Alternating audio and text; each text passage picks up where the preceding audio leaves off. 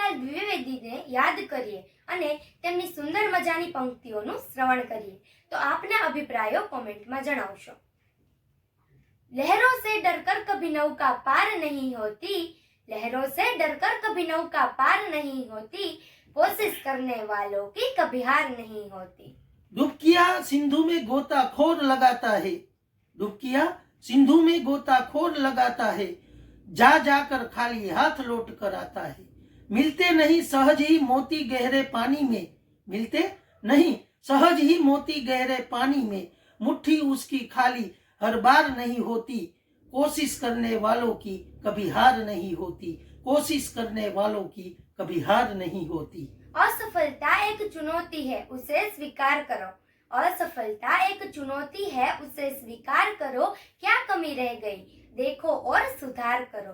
जब तक सफल न हो नींद चैन को त्यागो तुम, जब तक सफल न हो नींद चैन को त्यागो तुम, संघर्ष का मैदान छोड़ मत भागो तुम.